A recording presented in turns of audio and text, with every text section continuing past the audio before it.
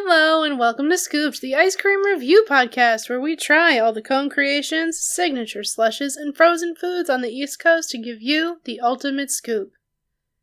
My name is Holly Hagman, and with me, as always, is my co-host, husband, and ice cream connoisseur, Paul Percibali. Hey, Paul, what do you call a cow in an earthquake? Wait a minute, I feel like I should know this. This feels like an easy one that I've heard a million times. Yeah, this one's not that new, I'll be honest. I keep wanting to think of rock and roll. Churned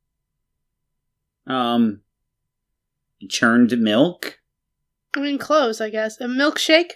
God darn it! There was an attempt there, I'll give you credit. By the way, if you... I know it's like 48 episodes in now, but I feel like people are going to actually think I'm some sort of ice cream connoisseur. I mean, at this point you are. I mean, I guess we both kind of are. Yeah. Anywho. In our last episode, we reviewed 7-Eleven, which we placed at the C tier level. And for this episode, we are reviewing an artisan ice cream chain based in Pennsylvania, Owowcow Creamery. Yeah, that's quite a name. It's a fun name. It's not easy to say. Owowcow? Owowcow. If you say it fast enough, like I guess you're supposed to, it kind of sounds Native American. Owowcow. You think? Yeah, a little bit. I don't know. I think it's literally just like, oh, wow, cows, you know? Yeah, that's what I figured. Because milk comes from cows, and that's how you make ice cream. Yes. Yeah. Most of the time. They have a cute cow picture on their sign, which I'll show in the video at some point. But anywho, since we don't know much about Owowcow Creamery, maybe we should learn. I guess I will take it from here then, Holly. Please do. Since 2009, we have been handcrafting super... Sorry about that. Since 2009, we have been handcrafting super premium ice cream from scratch daily, using the finest local, organic, and natural ingredients that support local agriculture. And you know what? I can believe that. I do too. Especially from like some of the ice cream flavors that we did have. They're clearly made in, the store. Yep. Our ice cream making process begins with sourcing local and organic cream and milk, local cage-free eggs, local raw honey, and non-GMO cane sugar.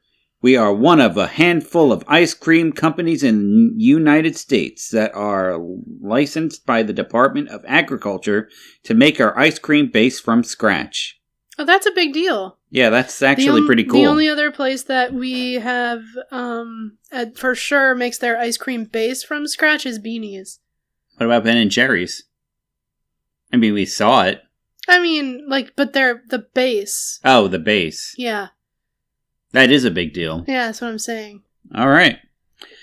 Our executive chef creates ice cream flavors daily with local roasted fruits and veggies, organic extracts, hand-baked inclusions. Ooh, inclusions. I like that word. That's one of my favorite words. Really? Yeah.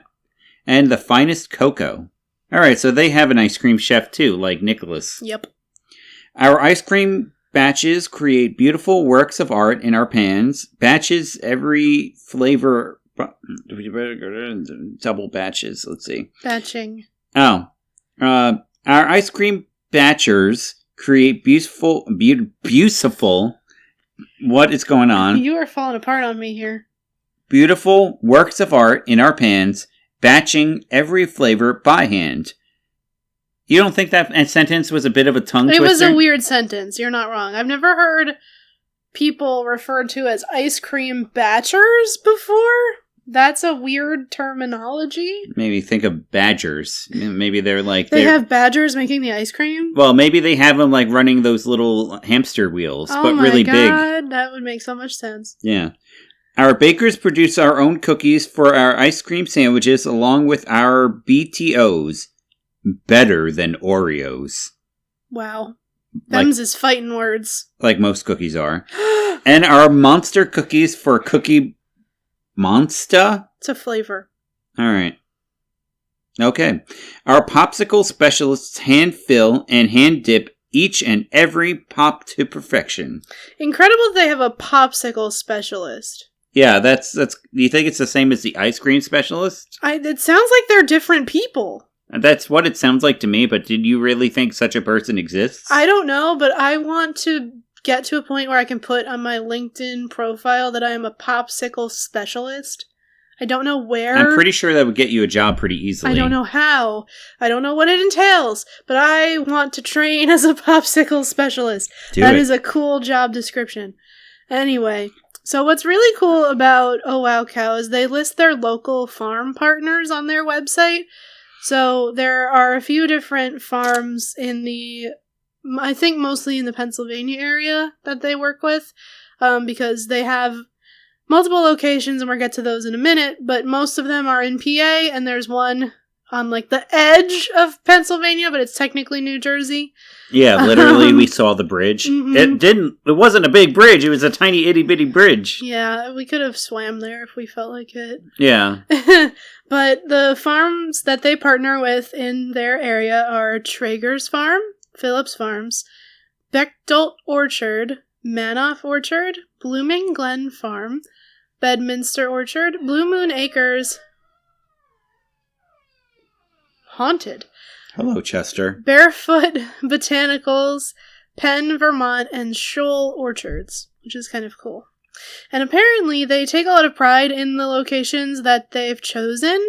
We choose our locations based on a commitment to honoring our local communities. You won't find our shops on Main Street.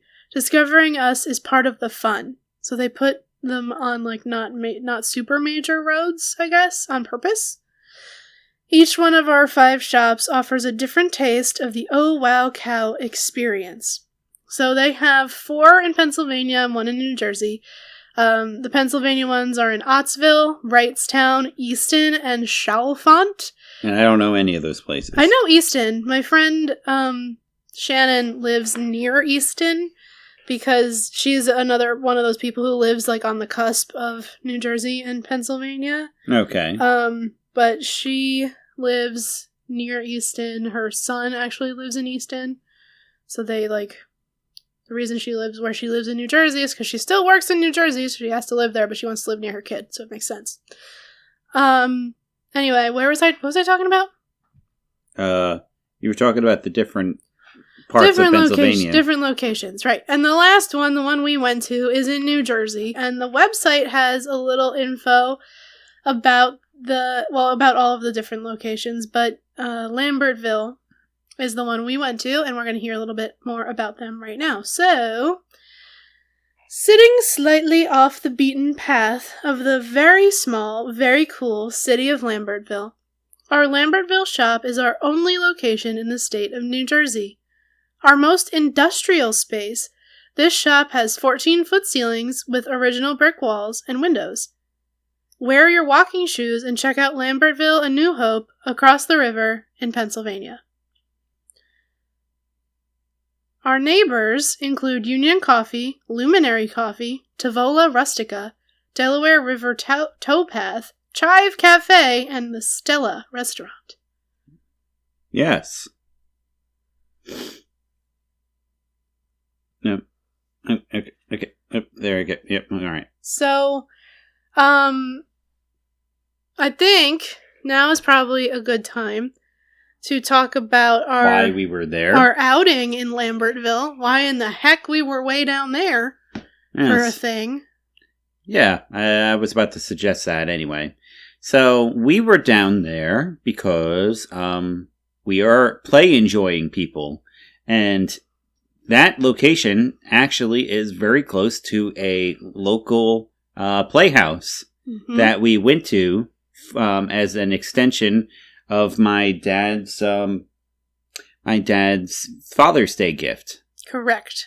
So we went to... I keep forgetting the place's name. Music Mountain Theater. We went to Music Mountain Theater, and it was really cute little place. We went there specifically to go see the Young Frankenstein play. Yes. Which was pretty cool. I liked it a lot. As someone who has seen the original movie more times than he can possibly count and can recite most of it from memory. Really? Yeah, like, you know how, like, a lot of people can do the, recite the Rocky Horror Picture Show from memory? I can recite a strangely large amount of Mel Brooks movies by heart. Really? Yeah. That's fascinating to me. Especially since I thought I was the one who showed you The Producers. Oh, you did. I just didn't see that one. That's so strange. But I've seen Blazing Saddles a million times. I've seen Young Frankenstein more than that. I've only seen Blazing Saddles and Young Frankenstein once, but I've watched The Producers a ton. Yeah. The Producers were pretty good. And I've seen Spaceballs a bunch. You've probably seen Spaceballs more than me, but I do remember, like, the big parts. Right. Anywho, we went to see Young Frankenstein, and it was really good, and we enjoyed it. And my dad really enjoyed it, and all of us were like, well, it was just funny, because we kind of, like, we know the movie so well, so we were all kind of just, like, finishing lines. You guys were. Your family was, you mean? Yeah. Yeah. Yeah, not you. I was not. I was just in it for the funsies. I was like, I love musicals. Yeah. Of all types. I like plays of all types. I happen to think that plays are probably the highest form of media. They're really impressive when you think about it, because you can't make any mistakes. There's no chance to, like, cut and start over. It's all live as it's happening. You have to do it, and you have to do it right the first time. Mm-hmm. And you don't got any options otherwise. Mm-hmm. And that is just so impressive to me. Yeah, I love plays. I do too. And it is super duper impressive, I think. Especially, like, the production value, because when I was a little nervous that it was gonna, not that it was gonna suck, because that sounds mean, but you know how with plays you tend to get what you pay for? Yeah. I was worried because the tickets were very reasonable. Like, overly reasonable. Like, stupid reasonable. That I was like, oh god, is this gonna be like a bunch of B-rate actors who, you know, aren't the best? It was so good that Paul and I bought tickets to go back for Sweeney Todd in October. I wonder, are the tickets just as cheap then? Yes, it was the same price. Alright, I was about to say, maybe it was like some sort of, knowing your customer base sort of thing. Oh, maybe. Because most of the people who went there are probably the same age group of people who were around when it first released. That's a good point. But I think it's just the pricing of the theater. Like, I think the theater knows what it is, if that makes sense. Yeah, like, but they obviously don't, because they're really good. Yeah, the production value is good, but I mean, I think just because, like, it's tiny. It's not that fancy. It doesn't have, like, a grand lobby or any... You know what I mean? Like, a lot of theaters pride themselves on, like, oh, we have this fancy ballroom donated from our patrons, and you know what I mean? Like, all that kind of crap. I also just remember that we didn't put any money in the Heathers jar. No, we forgot.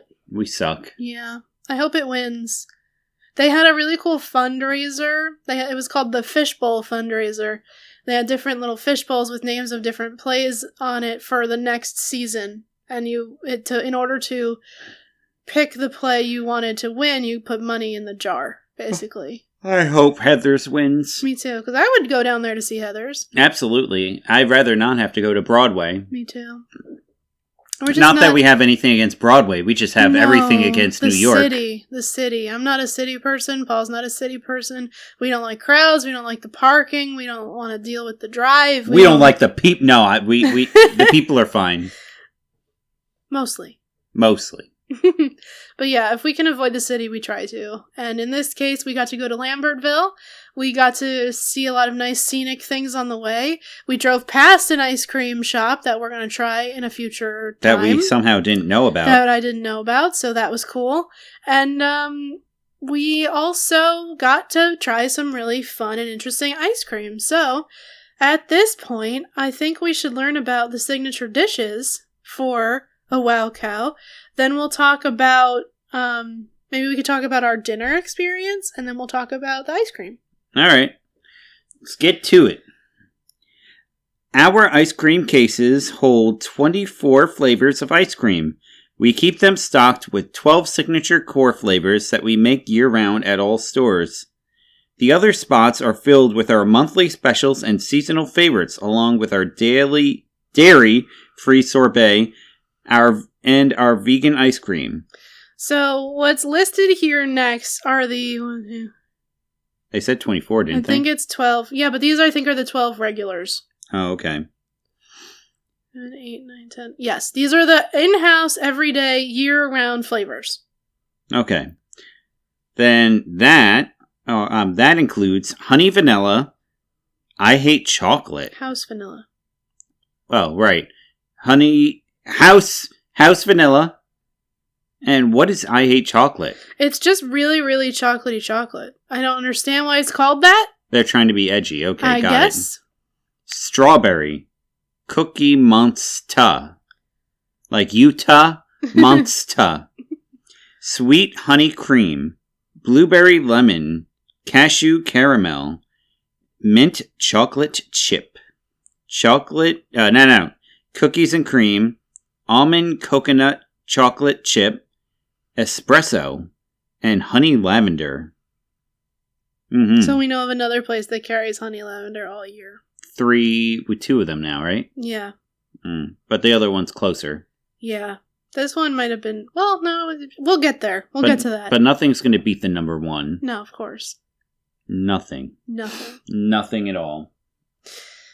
Anyway. So in addition to their regular flavors, they said they have the seasonal flavors, and we'll talk about some of the things we found while we were there.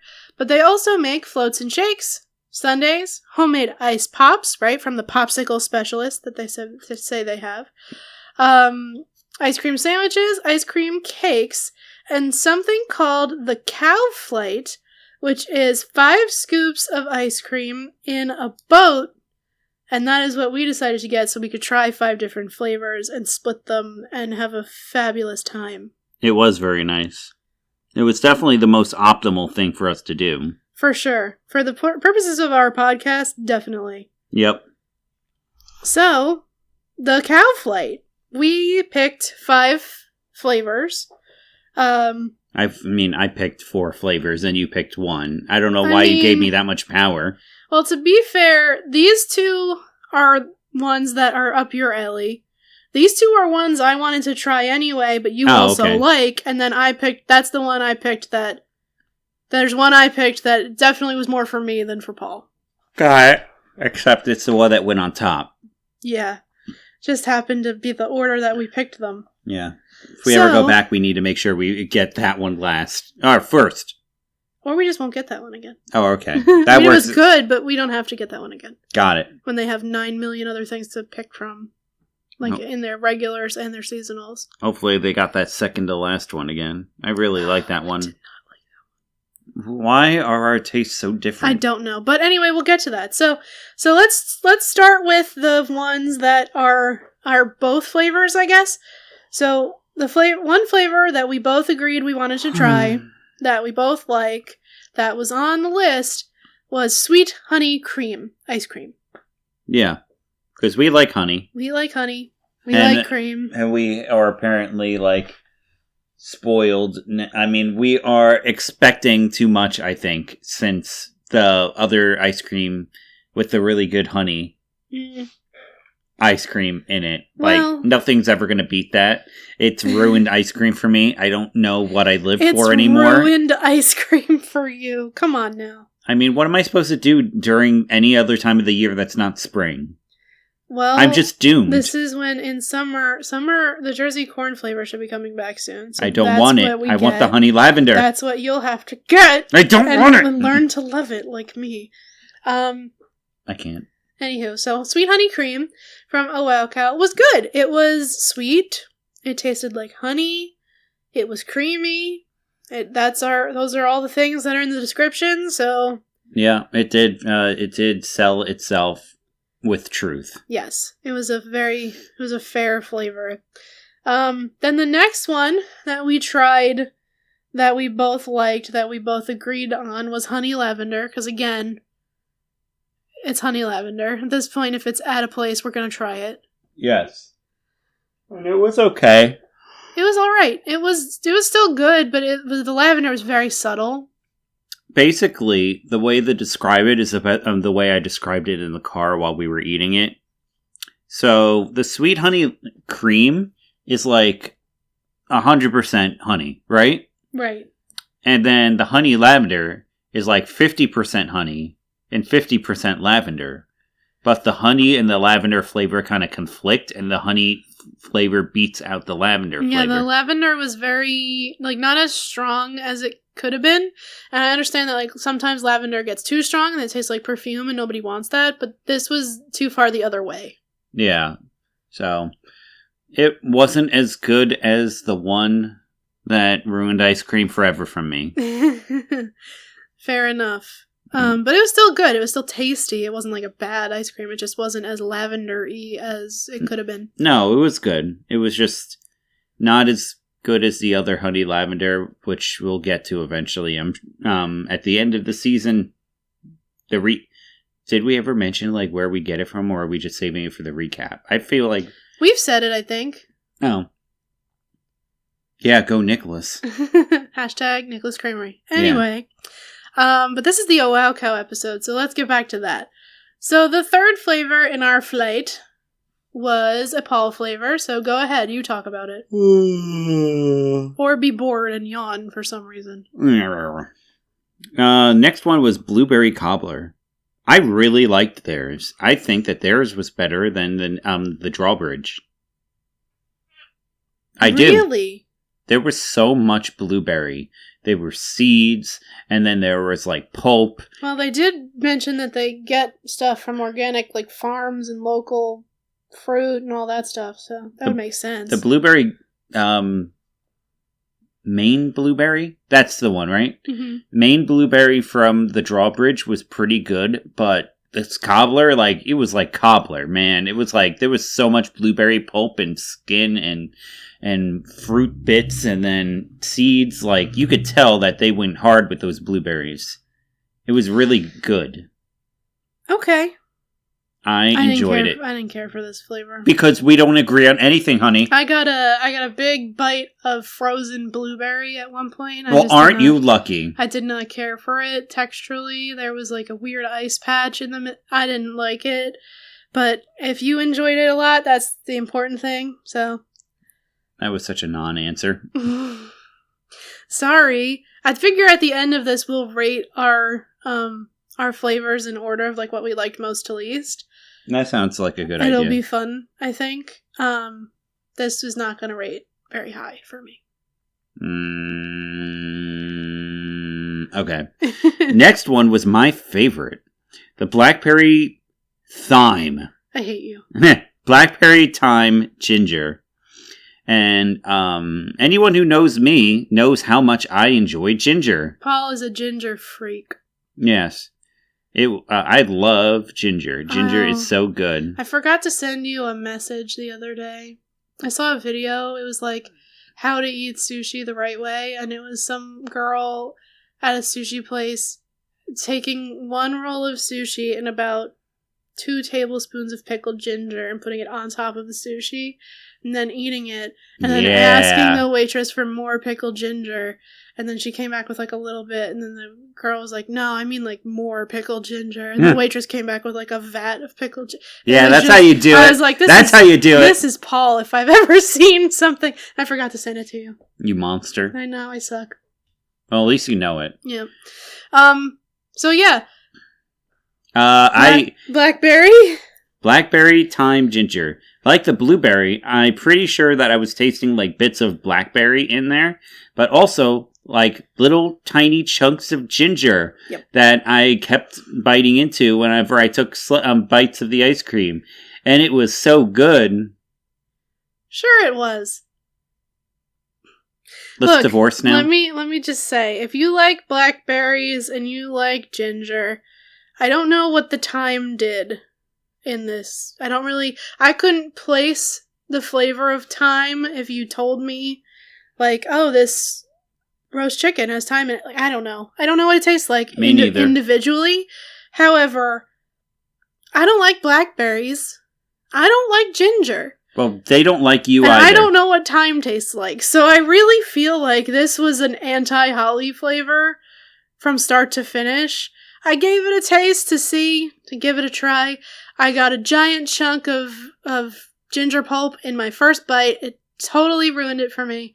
Did not care for that one bit. You're so lucky. Not a fan. Paul ate the rest of that scoop. Yeah, I did. That was that for that one. Fantastic. 5 out of 5. And then our last flavor on our 5-scoop excursion was a me pick. And because you guys know already, I like coffee, I went with the espresso ice cream. And it got all over everything. Yes, we did order in a certain order. And because of the way we ordered, there were 4 scoops on the bottom of the boat, and the 5th scoop was on the top of everything. And the 5th one was the espresso one, and it just so happened to, melt a little bit across the other flavors. So it was kind of, that was a little frustrating, because I feel like it contaminated some stuff, because it was very strong espresso flavor. But it was good. It was really good creamy consistency and a strong espresso flavor, but you still got the sweetness from the ice cream. It reminded me a lot of Owowcow's espresso gelato. Yeah, that's a good way of putting it. What did you think about this one? Because I know you don't like I didn't coffee. Like it. Okay. I didn't care for it at all. I did not enjoy it, and it was all over everything. But everything that it was still all good, even though it was contaminated. True. Yeah, I would give... are we going to rate things now? We forgot to talk about our pizza. Oh. Not that has anything to do with the ice cream. I just feel like what's the name of that place pizza again? Pizza with ice cream is such a traditional combo. It was called Tavola Rustica, which is an Italian restaurant, a fancy pants Italian restaurant, which seems to be connected to some kind of hotel in the area. I don't know if you noticed that. I don't know if it was hotel or apartments, but there were doors with suite numbers. Oh, that's what they were? Mm-hmm. In the back, if you kept walking past the restaurant entrance. Didn't know that. Yeah. Okay. So it's one of the two. It's either apartments or hotel. But yeah. So basically, we got out of the theater. We were dying of hunger. Yes. We drove into town and we were looking around, and oh my god, it was busy. Everywhere. Everywhere. There were no parking anywhere. Mm-hmm. So we were originally going to go to a Thai place. A Thai place that was near the bridge that went over to Pennsylvania, but it was just so stupid busy that we gave up and we just drove near the ice cream place, and we were counting our blessings that we would find some sort of restaurant. And walking distance from the ice cream place, because we weren't going to go eat ice cream on an empty stomach or we would be sick. Mm-hmm. So we drove over and we parked and we found the Italian restaurant.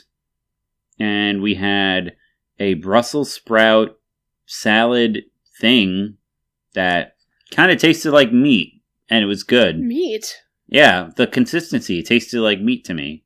It was really good. Interesting. I didn't get a meaty consistency. But yeah, we had a roasted Brussels sprout appetizer thing. It had cranberries and balsamic and Brussels sprouts and all kinds of good stuff in it. Shaved Parmesan cheese. It was if you like Brussels sprouts, it was really good.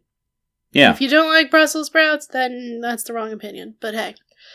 No, honestly, in all seriousness, this is my PSA about Brussels sprouts. If you don't like Brussels sprouts, it's because you haven't had them prepared right.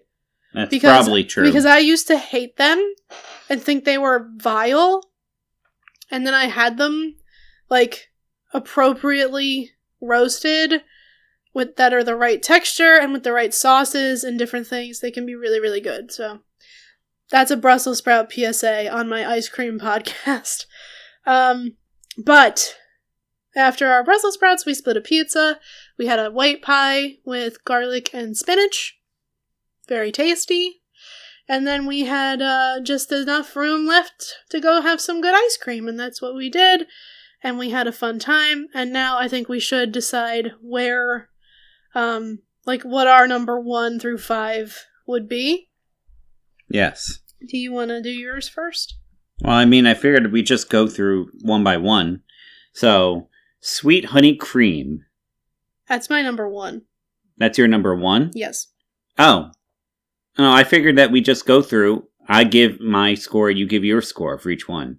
So I would give Sweet Honey Cream 3. And so, but you so would say 3rd to clarify for you, right? No, I meant 3 out of 5. No. We're doing this Well, first, rating them second, first. 3rd. All right. That's what I thought we were doing. We're both doing Sweet Honey Cream first? I think. All right, so then I would give that 3rd. Okay, that worked out. Honey Lavender? 4th. 3rd. Okay. Blueberry Cobbler. 4th. 2. Blackberry Thyme Ginger. 5. 1. Espresso. 2. 0. I mean 5.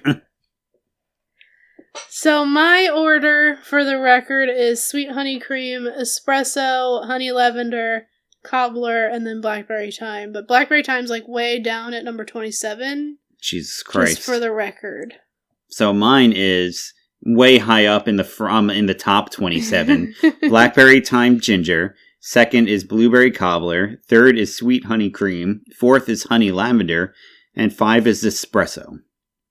Yeah, we're different people, huh? Yeah, we're very different, but I think that's good for the point of the review. That's a good point. I think it adds a lot of layers to our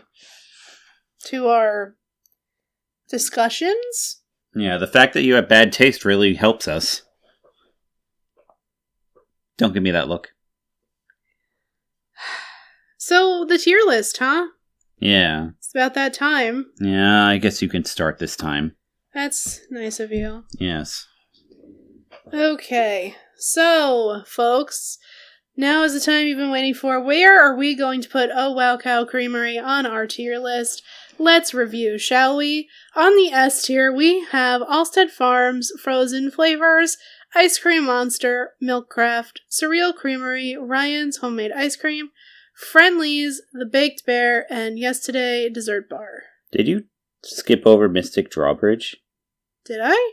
I think you did. Mystic Drawbridge is also in the S tier. Yes.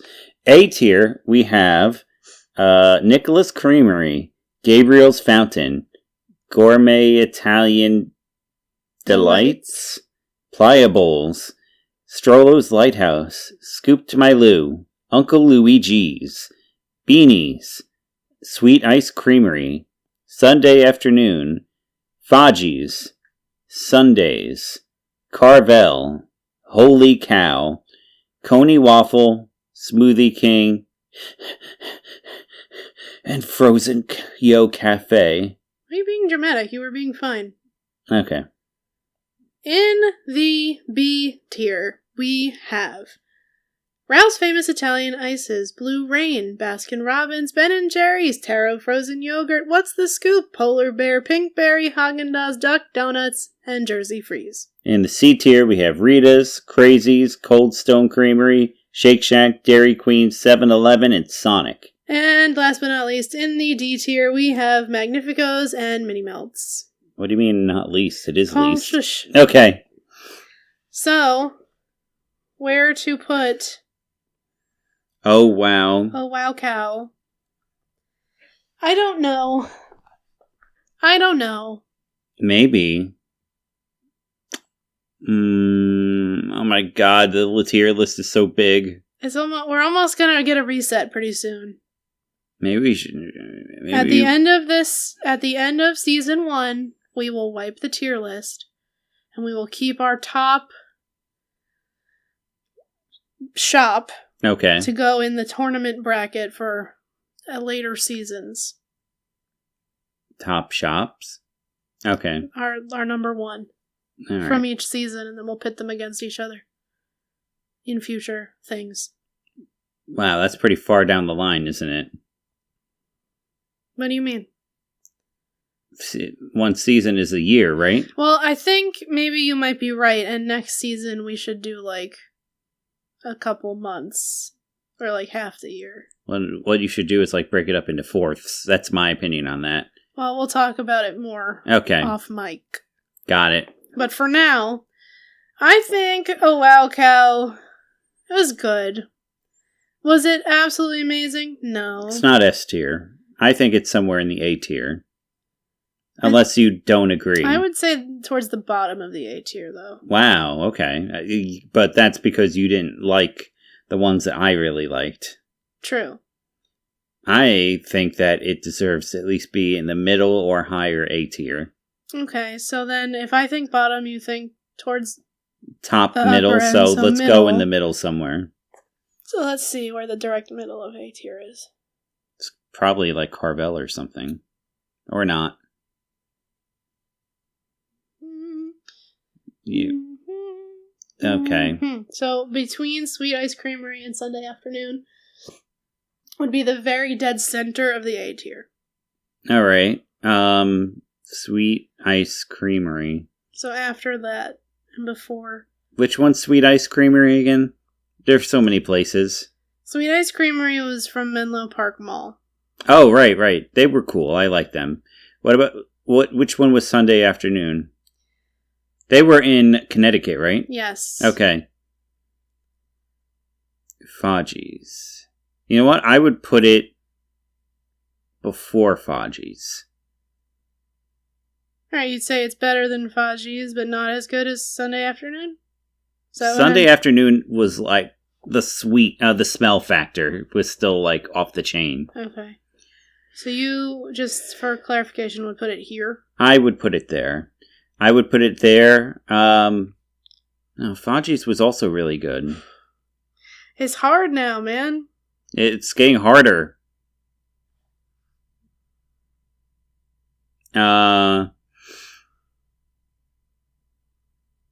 Maybe put it in front of Sundays. No, I really liked the two ice cream flavors that I tried.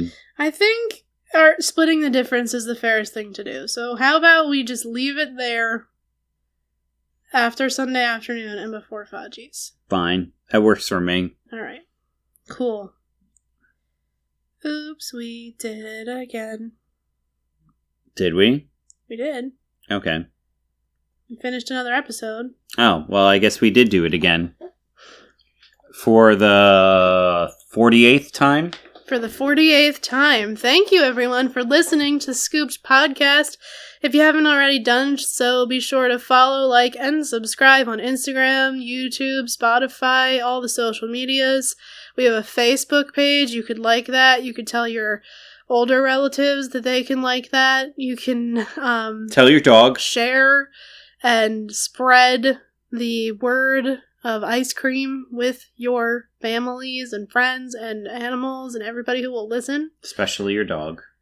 And if you haven't already done so, maybe if you are feeling generous and you'd like us to continue being able to do this, you can donate to our Ko-fi account. We are trying to buy a house, and we've probably spent like $400, $500 on ice cream by now. I mean, I think it's probably more, but anyway. Jesus Christ. I'm trying not to think about that. But what I am going to think about is the best way for you to support us, which as always is by tuning in. So make sure you do that next week for a review of a 1950s style ice cream parlor that transports you back in time. You know, I feel like if we branded this if we branded our podcast as focusing like squarely on like ice cream history, you know, what are you saying here? I'm just saying that I feel like, along with the fact that we are critiquing the ice cream, I feel like we are doing a service in the sense that we are like literally being ice cream historians. That's a good point. Yeah. Like with that one dude who messaged us on the Ben and Jerry's video about how we helped him like. Oh, with a school project. Yeah, with a school project. That was really funny, actually. Yeah.